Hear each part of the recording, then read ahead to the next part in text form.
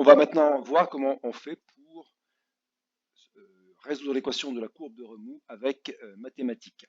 Alors je suppose que vous avez installé Mathematica sur votre machine et que vous avez téléchargé le notebook Mathematica correspondant. Donc je commence en plaçant ma souris ici. Je vais évaluer les différents paramètres, donc Q, le débit par unité de largeur, le coefficient de Chézy égal à 50, la hauteur de la pelle, 50 cm, et le coefficient de gravité. Alors pour évaluer avec Mathematica, c'est la combinaison de touches Shift et Enter, ou bien si vous avez un pavé numérique sur votre clavier, c'est la touche Enter du clavier du pavé numérique. Donc j'évalue. Là, il n'affiche pas les valeurs puisqu'il y a des points-virgules, donc il n'y a pas lieu de les afficher. Ensuite, donc, je vais calculer la hauteur normale, le nombre de foods qui correspondrait à ce régime asymptotique où la hauteur d'eau atteint la hauteur normale, la hauteur critique. Alors là, on a un système qui a la même largeur, une pente qui est différente et le même débit, donc on aura la même hauteur critique pour les deux biefs. Et le nombre de foods que j'appelle food 1 ici correspond à la valeur du nombre de foods à l'entrée dans le bief 1 lorsque la hauteur d'eau vaut donc 2 mètres. Donc si j'évalue en appuyant sur la touche Enter, du pavé numérique, il évalue les différentes valeurs. Donc on voit par exemple ici, donc la hauteur normale est de 92 cm. Le nombre de foods associés à cette hauteur normale est 3,56, donc on a un régime qui sera supercritique. La hauteur critique est de 2,16 ou 17 mètres et le nombre de foods à l'entrée du canal est de 1,12, donc on est également en régime supercritique. Donc tout le long, on peut imaginer que c'est supercritique, donc on aura ici une branche supercritique dans le bief 1. Pour le bief 2, voilà, j'évalue, j'obtiens donc maintenant une hauteur normale, donc la hauteur atteinte asymptotiquement par l'écoulement qui serait de 2,71 m, et on a une hauteur critique qui sera identique à celle qu'on a calculée ici. Le nombre de foods sera égal à 0,71, et donc là on est dans un régime qui sera subcritique. Alors, bief 1 régime supracritique, bief 2 régime subcritique, donc on s'attend à avoir un ressaut qui se produit entre quelque part dans l'un des deux biefs. Alors on calcule les courbes de remous, donc pour résoudre l'équation de Bess avec un frottement de type Chézy, donc l'équation des notes de coût est ici. Ici vous avez la condition initiale en x égale à 0, donc une hauteur de 2 mètres, et avec Mathematica je me sers de la fonction ndsolve, où donc je mets la fonction que je dois résoudre. On est très très proche du point de vue mathématique à l'équation que vous écririez, l'équation que vous trouvez dans les notes de cours, la condition initiale, la fonction qu'on cherche à résoudre, donc h de x, et puis le domaine d'intégration qui sera ici entre 0 et 10 mètres. Donc quand je fais ça, il me trace la fonction, donc je calcule la solution avec une seule fonction, donc je prends la première fonction de l'équation 1, et je trace la fonction, la solution donc entre 0 et 10 mètres, on voit qu'on a une courbe qui décroît, et si le canal était suffisamment long, on devrait décroître jusqu'à une hauteur normale qui serait la hauteur normale qu'on a calculée ici, qui valait 0,92 cm. Donc on devrait continuer, on voit que le canal est trop court pour qu'on atteigne cette hauteur normale. On a calculé donc ici la hauteur à la sortie du bief, donc à x égale 10 mètres, et on trouve qu'on a une hauteur de 1,53 m. Donc cette hauteur-là, on va s'en servir après comme condition initiale pour l'équation de la courbe de remous pour le second bief. Donc là, je vais introduire comme nouvelle condition initiale à x égale 10 mètres la valeur que je viens de trouver ici, donc 1,53 m. Et je vais résoudre entre 10 mètres, et puis là j'ai mis 600, on aurait pu mettre 1000 mètres, ça n'a pas d'importance.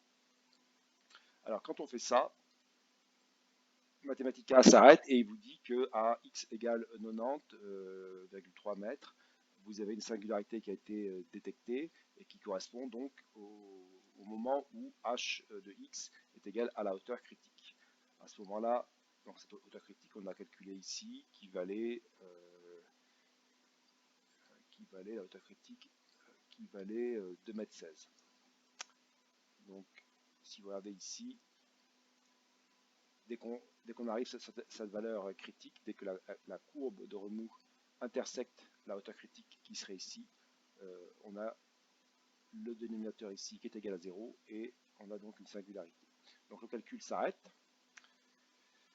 On va maintenant essayer donc de calculer où se situe le ressaut. Alors le ressaut il sera quelque part par là sans doute, c'est ce qu'on va voir. Donc pour ça on se sert de la méthode de la courbe conjuguée, donc on lui fait calculer la courbe conjuguée. Donc là vous avez l'équation de Bélanger qui permet de calculer la courbe conjuguée.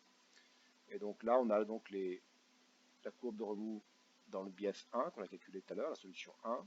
Après, la solution 2 qui correspond à donc la branche supercritique dans le bief 2. Et là, en pointillé, en tireté, vous avez la conjuguée de cette courbe-là. Alors, maintenant, je vais calculer ce qui se passe dans ce qui est ici à droite. Donc, je dois avoir quelque part à x égale 1000 mètres un seuil et on va avoir une branche supercritique et donc on doit avoir la courbe de remous qui va dans cette direction-là, donc de la droite vers la gauche. Alors pour calculer la hauteur d'eau, je dois résoudre l'équation du seuil.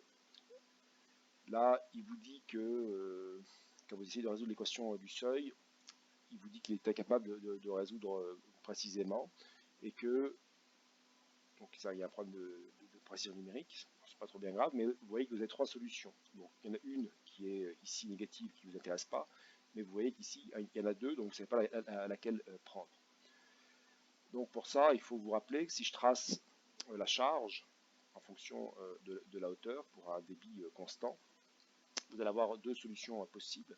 Il y en a une qui sera ici, donc, le minimum ça sera donc la hauteur critique, donc on avait dit 2,16 m, donc on est par là. Cette branche-là, ça sera la charge en régime supercritique. La branche de droite, ça sera la charge en régime subcritique. Donc comme dans le bief 2, vous êtes dans un régime subcritique au niveau de la pelle, cette valeur ici, donc qui fait environ, qui doit faire environ 3,76 m. Donc c'est la valeur qu'on va retenir. Qu'est-ce que je dis 3,27 m. Voilà, donc c'est la solution qu'on retient, hein, qui est la solution calculée ici, donc ce point d'intersection. Donc maintenant on connaît la condition initiale pour la branche subcritique, on va pouvoir s'en servir pour résoudre maintenant la branche subcritique, donc l'équation de la courbe de remous. Quand on fait ça, il n'y a pas de problème, dans un régime subcritique. On devrait tendre vers la hauteur normale. Donc, ici, on a cette hauteur qu'on vient, la hauteur de 3,27 m qu'on vient intégrer. On intègre comme ça de la droite vers la gauche et on devrait tendre vers la hauteur normale.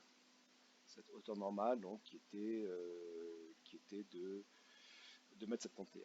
Donc, on devrait tendre ici, si on pouvait continuer, on devrait tendre vers 2,71 m. Vous pouvez le vérifier, hein, il suffirait que je mette une valeur, par exemple ici, moins 1010 mètres, et que je lui fasse tracer, voilà, donc on voit qu'ici, il tend bien vers une valeur qui est la hauteur normale. Alors, je reviens sur 10. Voilà, maintenant je trace les différentes courbes. Donc j'ai tracé ici en bleu, c'est la branche supercritique. Les courbes en tireté sont les conjuguées. La courbe ici en rouge, c'est la branche subcritique, donc qui part du seuil avec une hauteur, donc on a dit de 3,27 m.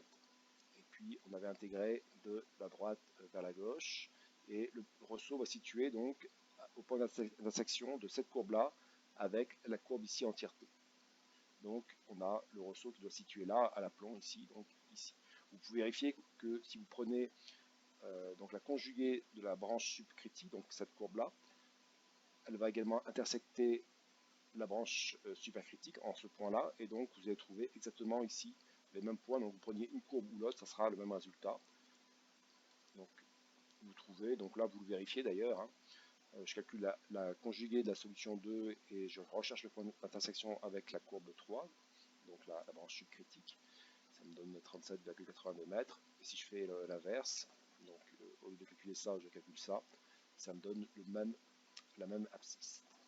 Donc maintenant, je peux tracer le résultat, hein. Donc, il me dit que le ressaut est à environ 30 37 mètres, 37 mètres, 37 mètres de la vanne. Donc, il est situé ici, hein, donc on a branche pas critique, là c'est le radier en pente raide, ensuite le second bief qui commence ici, donc la hauteur d'eau remonte, là on a le ressaut, et après on repart sur la branche subcritique. Et vous voyez que la singularité en fait elle se situe très très loin, on a quasiment 50 mètres d'écart entre la singularité du point de vue numérique et là où se situe le ressaut. Ok, maintenant je vous laisse faire et vous pouvez donc vous amuser avec ce notebook mathématique.